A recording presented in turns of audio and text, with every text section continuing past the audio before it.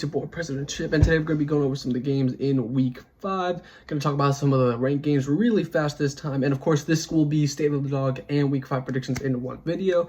But yeah, we're going to go quickly over these top 25 matchups so we can get into the State of the Dog part, and that section of the video will cover the Georgia versus Alabama game, which my dogs are ready for this game. Trust me, we are going to come in, we're going to come in confident, and we're gonna take care of business. I believe so. But I'll get into that later in the episode. For now, let's just get right into it. Go ahead and like, subscribe if you can join the content. And yeah, let's get things started here. Again, we're gonna go through these fairly quickly, more quickly than usual. Gonna go Oklahoma State versus Kansas State. I'm not gonna say much here. I think Oklahoma State's they're favored to win this game on the road. I trust Oklahoma State to win this game. I'm very high on them based on certain performances. Obviously, they come off a loss against Utah, but I think they're gonna win. Kansas State did lose against BYU as well, both coming off some losses, but number 20, Oklahoma State is going to get the win over Kansas State. I'm going to go ahead and say Oklahoma State wins 30-20. And yeah, so that's going to be Oklahoma State wins. Oklahoma gets 30. All right, and as for the other big game, we got Louisville at Notre Dame. Number 15, Louisville at number 16, Notre Dame. Obviously, Notre Dame had that loss in week 2 after beating Texas A&M. A huge win for them. They got stunned. But after that, it would be 66-7 against Purdue. And so that offense has woke up. They're clicking. But, however, Louisville is a good team. They're 3-0 for a reason. They did beat Georgia Tech most recently. And we all know what happened fairly recently when Louisville played Notre Dame. Of course, that game was in Louisville. We know who won that game. However, I think this time it will be a little different. I think Notre Dame is going to get the win this time. I'm going to back Notre Dame to win another big game. Hopefully, they do not make me look stupid. I wouldn't be surprised if they do. I'm going to go ahead and say Notre Dame wins this game 24-20. It'll be very close, very tight, but Notre Dame wins 24-20. And they will keep those very slim playoff chances barely alive. And all right, and as for number 19 Illinois at number 9 Penn State, I understand Illinois' hype. They have some resemblance of a hype anyway, but from certain people. I have a few friends who are very high in Illinois, but they don't. I understand what they did last week, but they're not beating Penn State on the road. Penn State's one of the major Big Ten teams behind Ohio State and Oregon, and honestly, I think they're tied with Michigan in terms of who would win between them. I could see either Penn State or Michigan winning against each other. So I think Penn State is tied top 3 in the Big Ten right now in terms of the best teams. I think Penn State has a very good chance of making the playoffs. And I think, at home, obviously it'll be late. It'll be 8:30. So primetime game. So I think they take care of business at home against Illinois fairly easily. I'm going to go ahead and say Penn State wins 42-10. They take care of business against Illinois fairly easily, like I said, because there's too much talent there. They're at home. It'll be way too easy for Penn State. All right, just shout out a few other teams. But before we get into the State of the Dog part of this video, I'm going to go ahead and shout out Oregon at UCLA. Going to give Oregon the win here. I think they pull through. Going to go ahead and shout out Ohio State at Michigan State. It'll be very interesting as they go into Michigan State, on the road. So it could be a trap game, but I do believe Ohio State takes care of business here, and they win pretty comfortably, probably like by a 20-point, 10-point ratio, but they might struggle in the first quarter, get things started slow, but I do think they win in the end, win comfortably in the end. Shout out to Colorado at UCF. I do believe Colorado does get the win, but just barely. I think that black magic is there for this game, and you might be calling me crazy, but I'm going to go ahead and say I'm going to go back Colorado for this game. And a quick shout out to the Auburn Tigers versus Oklahoma. Only reason why I'm shouting this game out is because I think this is a strongly Oklahoma team who's who coming off a loss against Tennessee at home, and I'm shouting at Auburn just because we have Auburn man in the chat. Love that guy. Shout out to you, Auburn man. I'm gonna go ahead and say for the memes, I don't think this at all.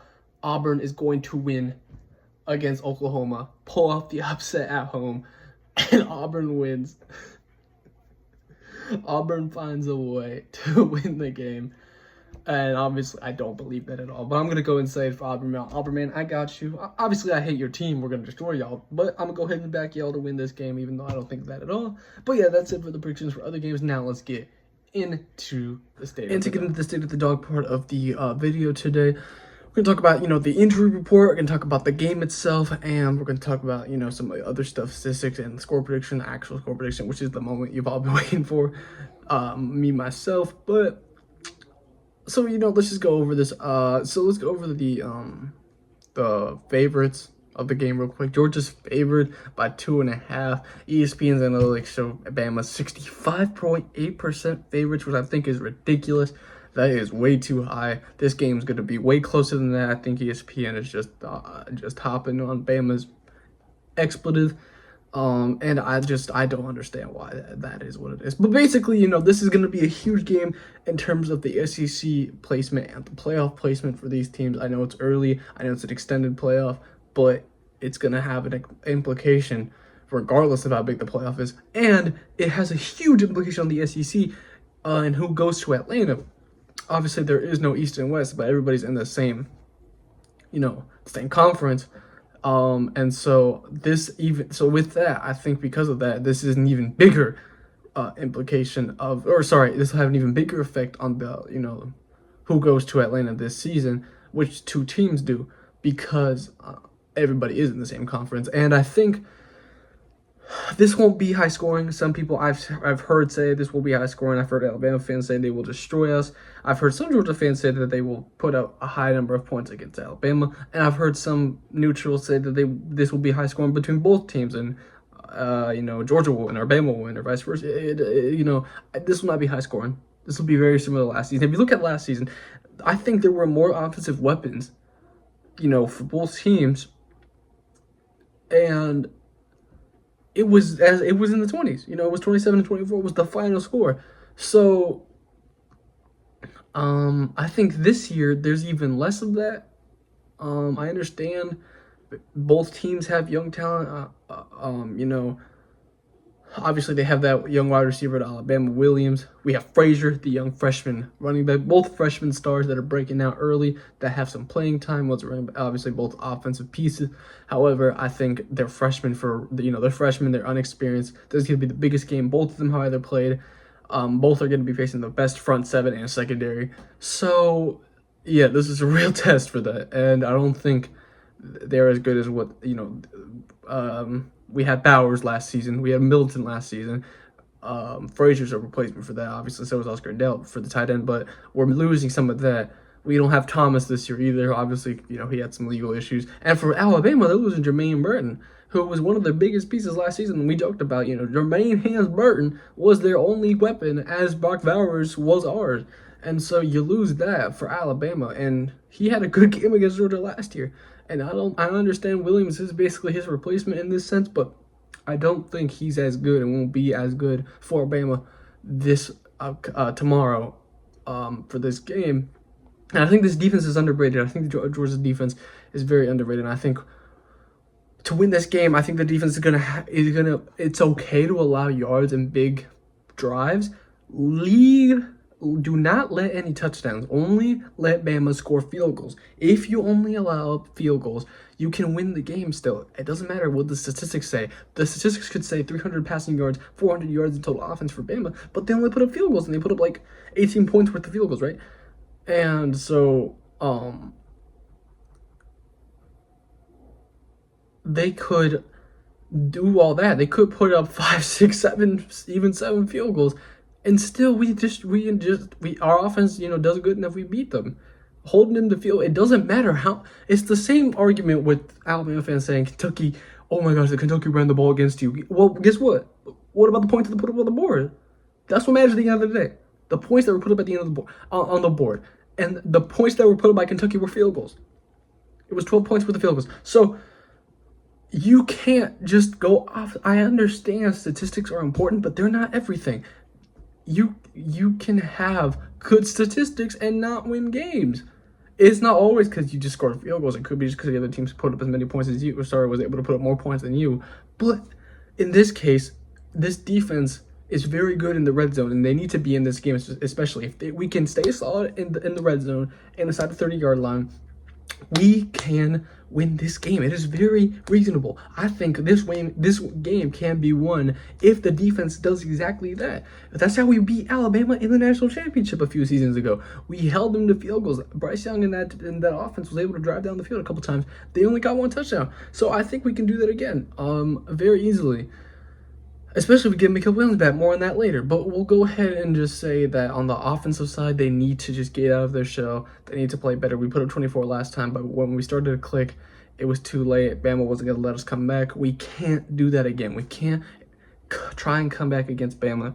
Just because they did it to us, it doesn't mean we can do it to them. So hopefully we don't get to a slow start, and that we cannot have that. We did have a good start last time. We scored a touchdown in the opening drive, but we slowed down after that. So we can't have that fluke drive either. We need to consistently stay strong on the offense. And so I think, Carson Beck also deserves a lot of the blame for that game. He dropped the ball. Unacceptable. He did it last week against Kentucky. So I think he needs to, handle snaps better, focus up, open was to make better play calling, more diverse play calling in general. And the receivers need to create more separation. Obviously, no Humphreys, but that doesn't matter. Next man up, same with Radledge.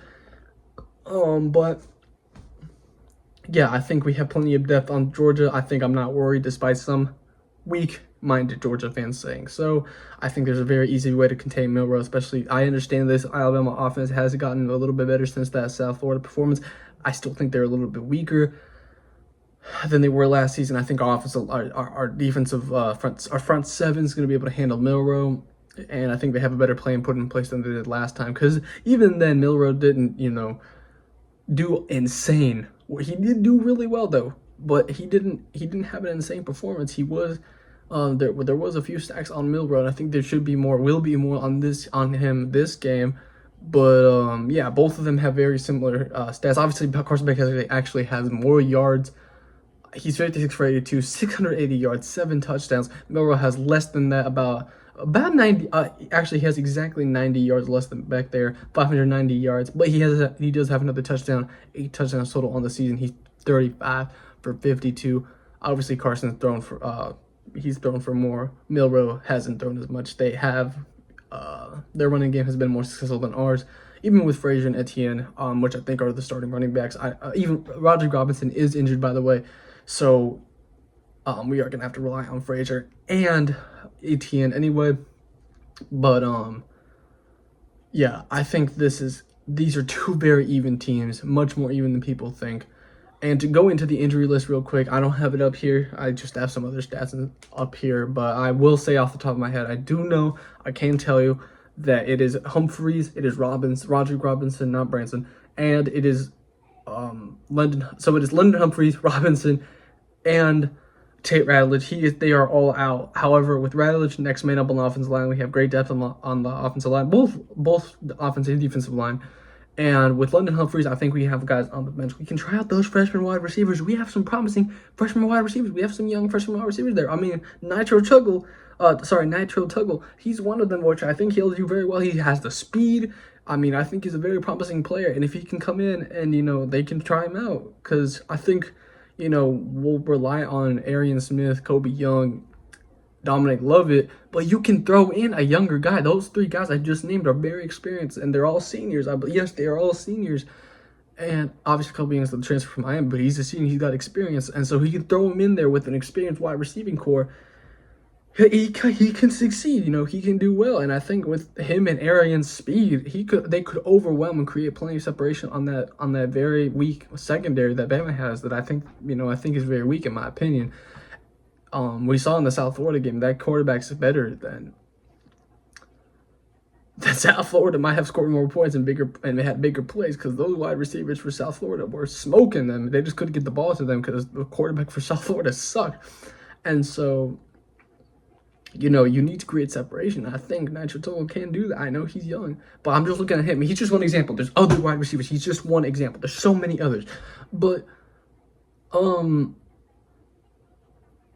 obviously, and there are other questionable, but most of them will happen, like Mikael Williams and a few others, a few of our linemen. I believe Ingrid Dawkins is one of them. He's probable, and Michael Williams is questionable, but I think he's officially questionable, but he should be probable. He should make this game. Kirby spoke that he's really excited for that. He really thinks that he's confident Michael Williams' return for this game. And him and Jalen Walker, I think we're going to put up some good pressure. And I think Stackhouse was probable as well, a defensive lineman. But, yeah. We should be healthy enough, and we have depth to replace the 3 guys. Obviously, one of those 3 guys, Roger Robinson, he hasn't been good. I think this will just give Frazier and Etienne more opportunities, and they have been successful on the run. I think we should give them more run opportunities, because the thing is, what happened last time is we ran it when we didn't have good running back. This time, we have Etienne and Frazier who have been doing well, and if Etienne got more runs against Kentucky, he would have done much better than he already did. I think he did well in those, the little amount of runs that he got.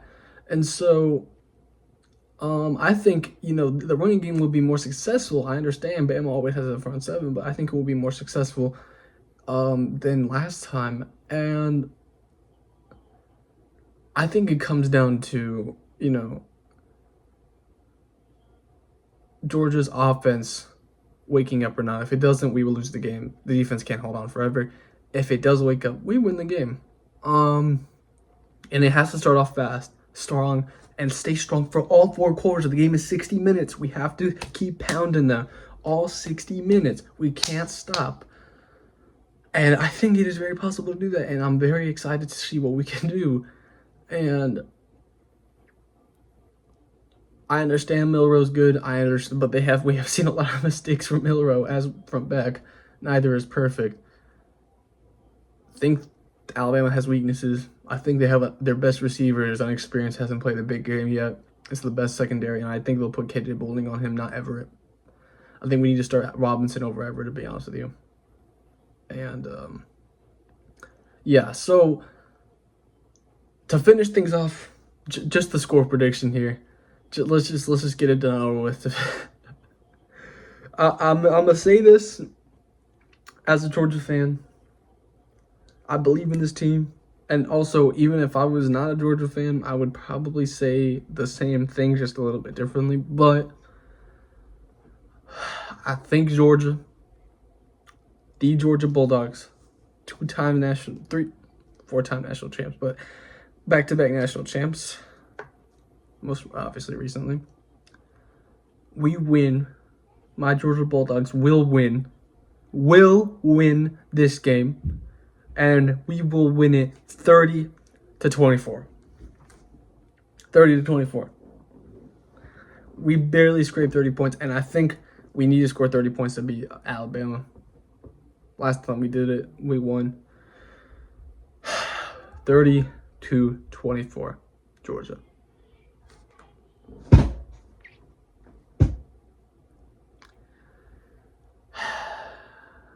So, let me know what y'all think.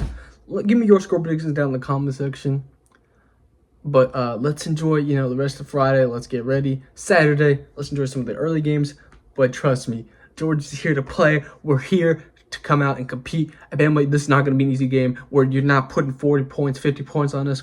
You're not destroying us. You are going to get a fight. Whether you win or you lose, or we win or we lose, we're making this a game. This is going to be a close game. We're going to come in with intensity. We're going to come in with fight. Kirby Smart and the boys, they're ready for you. We're not scared of you. No one is scared of Alabama. We are ready for this game. Georgia 30, Alabama 24. Alabama drops to 3-1. Georgia goes to 4-0.